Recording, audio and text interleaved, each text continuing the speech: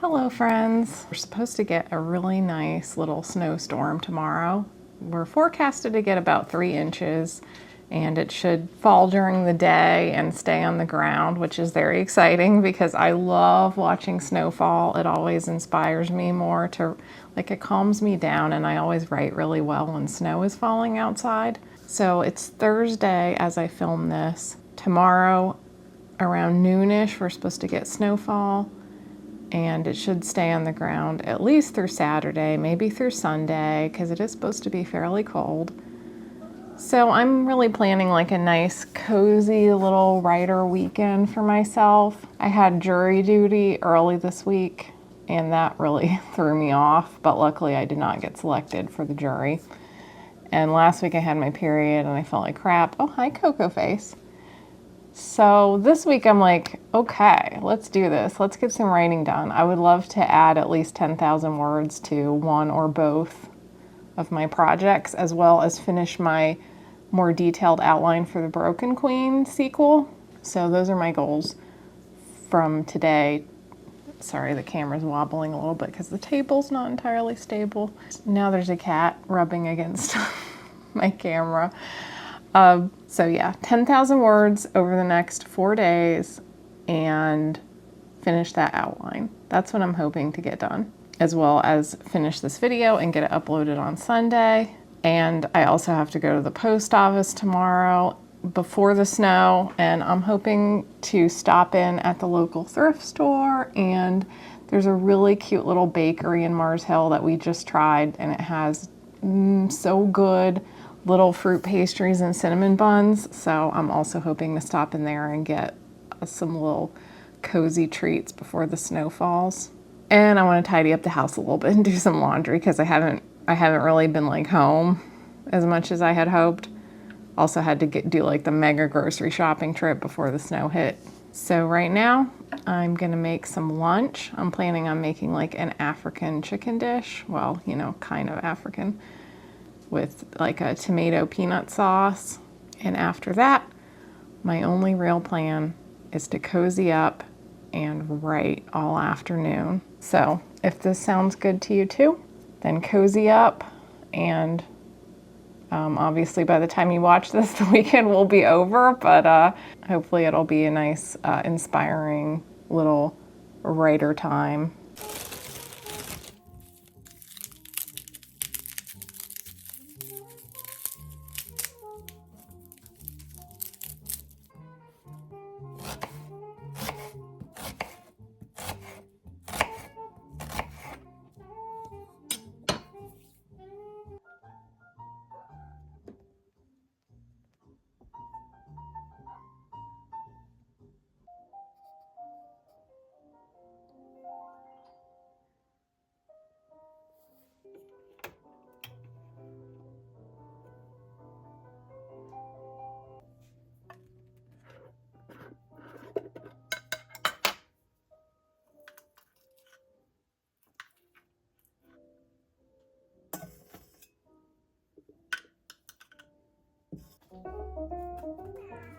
Little guy.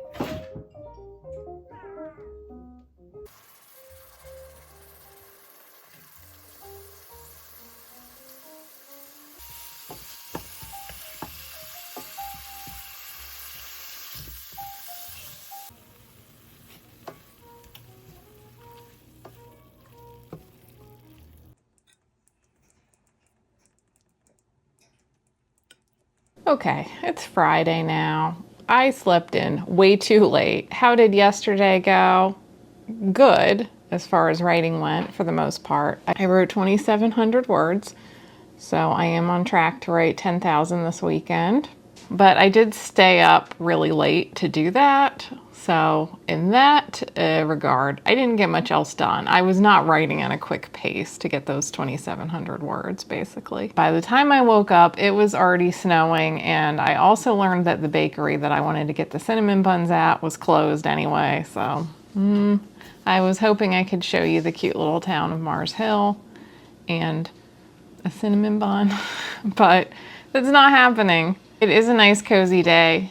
Oh, hi. Oh, hello. It's a nice cozy day to stay in and write though.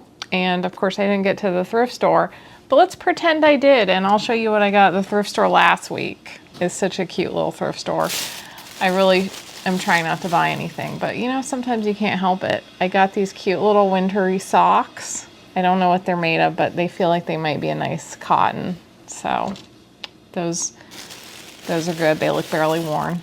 I got one of these stretchy 80s belts. I'm kind of obsessed with these belts. They go really well with vintage dresses that have lost their belts. And this one is like a holiday one with little beads, which I've never seen one like this before, and I thought that was pretty cool. I also got a garland because I wanted a garland for Christmas, because this little creature I just know is gonna wreck all my ornaments. So I thought if I put up a garland on like the wall or something, I could hang some ornaments off of it instead of having a tree. But I didn't have a garland, so I didn't really decorate. I also got this skirt. I was very thrilled with this like late 80s, 90s skirt, because I love the idea of like these pleated skirts. But a lot of them, they are like very blousy at the top, and they just they're not very flattering. But this one, all of the pleats are sewn down at the top, so it fits really well around the hips. And then you get that nice pleat by the legs. It's also just a really nice length. So I was thrilled to find that one. And then I also found this print girl with her little lion. I of course have my own little house lion, so I saw this when I came in and I'm like, should I get this? And then I just kept thinking about it, so I picked it up and got it. It kind of has some little age spotting, but you know, when your house is all thrifted decor, you just kind of run with that sort of thing. So that was my thrift store haul last week, and that was all $5 because my thrift store is the bomb. Do people still say the bomb? I don't know. What kind of tea should I have? I have more than this, but this is just like some of the currently active tea flavors.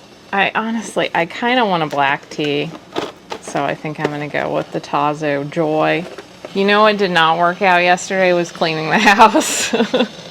Everything is still a total disaster. But maybe we'll get to that. We'll see. Sometimes writing is just more important, and that's life. So this weekend, I decided I was going to work on the potion dealers. This month, up till this point, I've been working on the Una and Vari book, and that is coming along really well, as well as working on that outline for the Broken Queen sequel. That's also almost done. I just kind of missed this character group. They're the most fun. And my last video was about why main characters often tend to be a bit boring, which provoked a lot of really fascinating discussion, and some of you had some very interesting reasoning for why main characters do tend to be boring, or examples of main characters who are interesting and why that is true. Now, one thing about the potion dealers is that it has my favorite main character that I've ever written, Alfred. His name is not the coolest. I don't know. That's just the name he came with. He is the heir of a magical mafia family, basically, that deals in illegal magic. And he was also the unwilling recipient of a blindness curse it's an ancestral curse, which is when you curse somebody, and then when they die, the curse passes on to their youngest descendant. This is a particularly diabolical curse because it is made with the intention that Darmans have this thing where they will commit an honorable suicide if they feel like they're not useful anymore. But if you have an ancestral curse, then you're kind of stuck because you don't want to pass the curse on to one of your descendants. So Alfred has his grandfather's curse, and he falls in love with the daughter of the woman who cast the curse on his grandfather. As the book opens, his family has just found this girl, and she is the only person who can break the curse. But Alfred does not want the curse to be broken because he's been blind his whole life. And he's a very proud, stubborn kind of character, so not only is he used to being blind, but he really wants to prove himself as he is. He's also very morally gray. He's a good guy, I would say, but out of all my characters, he is not one I would actually probably marry. I think he's kind of, he can be a little, he's a bit of a Darmon. He's one of those characters where he in a lot of ways is rebelling against his family and society, but also in a lot of ways he completely is in line with some of the worst traits of his people. He's not like this total rebel who always does things for the greater good. He's kind of power hungry and very proud and into family tradition. So there's a lot of like baseline reasons why he's an interesting character to write. There's a lot of inherent conflict, morally gray aspects to him. He's not very magically powerful. He's one of those characters that has to use his wits and charm to get ahead. And all of those, I'd say, tend to be good ways to write a main character that is a little more interesting. Whereas the female main character in the story, Livonia, that he falls for, I like her too, but her backstory is a little more of that. She comes from like humble beginnings. She's grown up in a small town. She doesn't know very much about the greater world. I find her a little harder to develop because her background is just, it's a little more simple and straightforward. But the thing with Alfred is I have a lot of characters that have an interesting backstory, like him. I'm not sure why he is the one that stands out to me so much. And I don't know that he would be readers' favorite. Like, that's not something I have control over. But I wanted to get to a comment here where someone said, I think part of it with main characters is that we see inside the main characters' heads far more than side characters, which creates this pressure to explain everything they do and say. That pressure isn't there for side characters that rarely or never get inner point of view or exposition. We're free to make them outwardly more weird and interesting because we don't have to provide any explanations or behind the curtain for side characters. And I thought that was an interesting point because sometimes it is much easier to make a character interesting when you're on the outside of them. The point of view character can observe other characters in certain lights that might make them seem extra charming or attractive or intriguing or whatever it is you're going for. They can kind of have their outside observations about them. Whereas when you're in the character's head, you really do have to explain them. But is it always detrimental to get inside a character's head is the thing I've been pondering, because I actually love being in Alfred's head. And part of it, I think, with Alfred, and he's not the only one. When I was writing the Cursed Soul trilogy, one reason that book really flowed for me was because Velsa was one of these main characters that as I'm writing her thoughts kind of go above and beyond what I had originally envisioned, and she'd give me more. She would just offer me things in her thoughts. And it feels like that's not something that I can control, but when it happens, it's great. And Alfred is a character that always gives me probably too much. He talks a lot when I'm in his head. I get everything from him. He will give me so many extra details about his entire life, and the thing about it is it makes him feel really real to me, because I'll just be writing some innocent scene with him, and then he'll have like a whole childhood memory or something that will just like pop up, or something. So I wanted to give you a couple examples of what this looks like. This is a conversation that Alfred is having with his father. "I'm sorry," Papa said. "Is George all right?" "He's fine." Alfred's voice dripped with barely restrained temper as he leaned against a bookcase.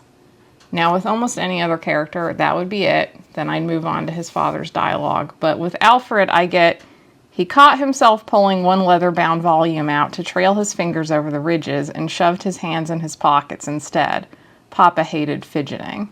And as I was writing that, I just, I got so much from that, like that there's a history of Alfred fidgeting and his parents like telling him not to fidget.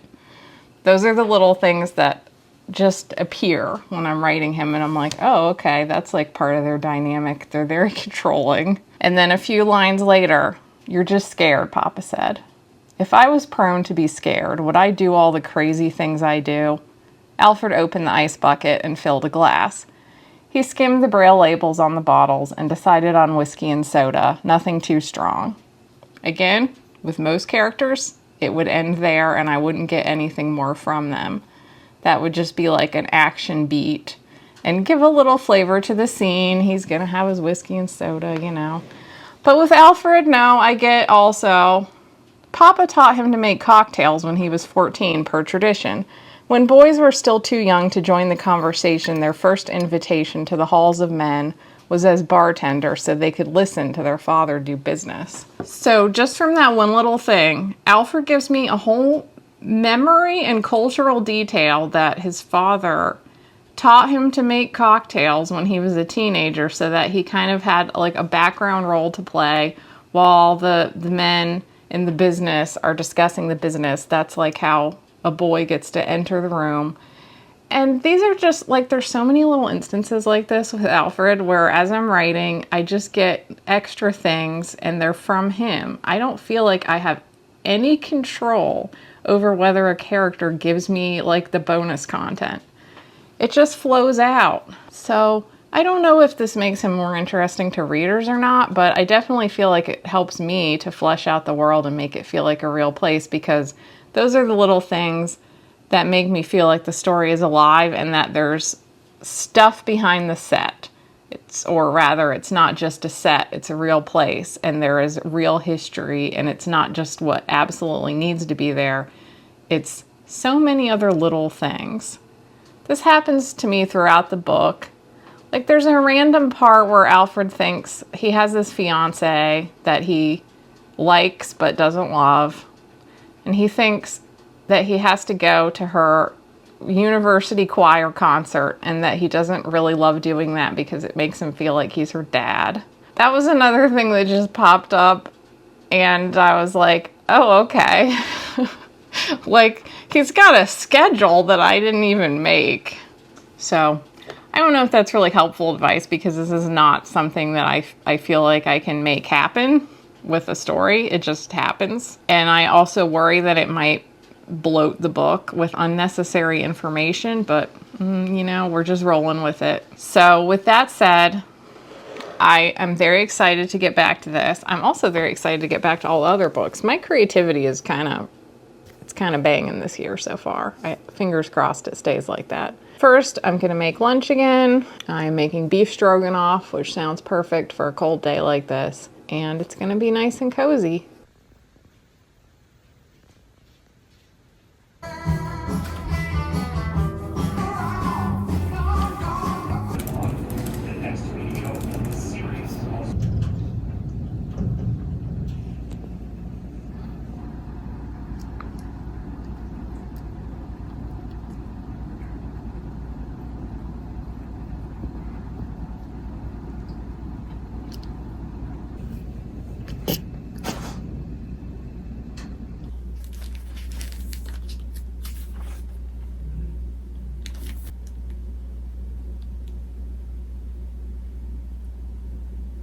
Here we are on day 3 of my writing weekend. And yes, I am still wearing the same shirt, the same moth-eaten sweaters, and I have not cleaned my house. This is what the reality of a serious writing weekend looks like. I stayed up late again. I am getting on a very late schedule. Oh, hi Peru. Hi, Peru. I wrote 1,700 words yesterday. My characters had a long conversation about how they don't know what to do when they're stuck. Oh, that's not good. But we're gonna fix that. We can fix that. So I think I'm like 4,400 words into the 10,000 word goal. So it's still in reach. And today is gonna be a big writing day. Today there's kind of not much on the slate. I'm making a little breakfast right now. Some sourdough toast and some roasted tomatoes, kind of a bruschetta sort of thing. So let's see if we can catch up on word count, get these characters moving so that they're not just having a conversation about being stuck. Like I said yesterday, part of my problem is that Livonia has had such a sheltered life. She's lived her whole life in this tiny village. Now she's in the city of Atlantis and experiencing all those new things.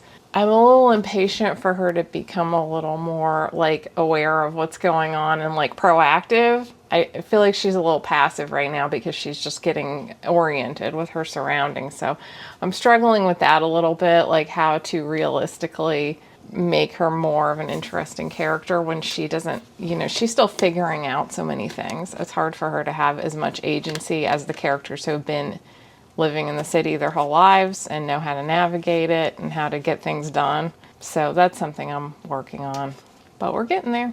Pero. Yeah. Pero, what's with this little bed? Is this your favorite bed? Yeah. Could be. There you go. There you go. You just can't resist. You can't resist. I'm trying to make lunch now, and I can't find my pan. How did I lose a whole pan? I have other pans that I need to clean, but like, how did I lose a whole pan? Oh. Good morning, friends. Well, it is now Sunday, the last day of my snowy writing weekend, and as you can see, I'm still wearing the same clothes, but that's because I got into the zone again and things went great. I hit the 10,000 word mark. Actually, I exceeded it. Now, part of the reason for that is because I did pull a scene from the old draft of this book that I reworked.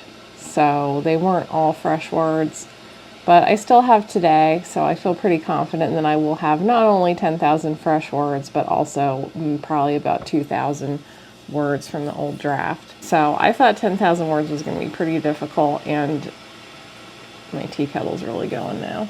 I don't write these books super fast, so I pretty much had to abandon every other plan that I had and just focus on writing. But part of that was because I was having such a good time with it.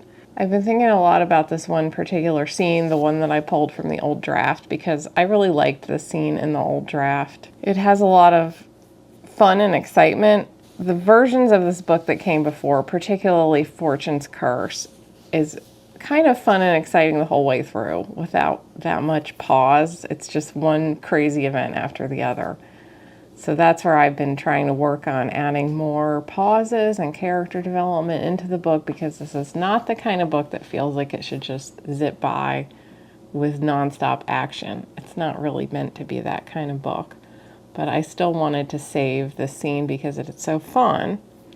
And one thing I'm thinking about as I'm saving it is that early in the book, Livonia gets kidnapped by the villainess of the piece and taken to her base of operations, which is an old cannery by the bay. And about midway through the book, the villainess finds her again and kidnaps her again. So there's different ways I could mix this up, like maybe she brings her somewhere different, so the location's different. That's a little boring though. I could have the rescue itself flow in a different way, like maybe Livonia just gets away without Alfred's involvement, but also that's not very fun because Alfred and Livonia's rapport is very fun to write. Could you introduce a new character? I don't really have a new character in mind. So anyway, the thing that ended up coming to me in the last draft is that Alfred manages several casino boats that his father owns, and just as he's about to head out the door, he gets a call from one of the people on these boats that some pirates just stole a ton of cash off of one of the casino boats, and they're like, you need to help take care of this right now. So Alfred has an oh shit moment, and then he realizes that I'm already going to the bay to rescue Livonia. I could actually turn this to my advantage and use the pirates to cause a bunch of chaos right in front of the old cannery, and while that's all going on, then I can rescue Livonia. It's a very fun scene because you get a boat chase, and then you get a rescue, and you get Alfred's like little chaos strategy there, which is really what he excels at, is coming up with strategies. But that whenever you write a character that's supposed to be good at strategy, it's like, oh shit, I have to be good at strategy. So it doesn't always work out that way. But in this case, I feel like it does, and it's just a really fun scene. And whenever I do something right, it makes me feel like, this one just came, like I didn't think it through particularly. But is there a way to incorporate more of that into some of the other scenes that feel a little flat? I need to think a little outside the box more often. It's not easy though, but I don't know. Those are just my musings for this morning. I have to edit this video now, so no more updates. I have more to do, more real stuff to do, like get this video up, pack a bunch of eBay, make a rather involved lunch. I have my streaming and sprinting with my Discord at 6 p.m. So I will be sprinting with writing counts at that point, and the snow is going to start to melt. So it's been a wonderful little writing vacation of sorts. Oh, and I got to get a shower and change my clothes. I've got my fantasy writing group tomorrow, and yeah, I hope you enjoyed this little creative pause with me. If you're new here, my name is Lydia Foxglove, and I am a fantasy author. I've been making my living as a novelist since 2009, and here on this channel, I talk about the writing life in particular and the creative life in general, both the practical, emotional, psychological, financial side of it all. So I hope you'll stick around. You can also find me on Patreon and Substack. Free content on both, same content on both. But the $5 tier gets you access to my Discord, where I have those weekly Sunday sprints and other shenanigans. Thank you so much for watching and spending this time with me, and I will see you next time. Bye.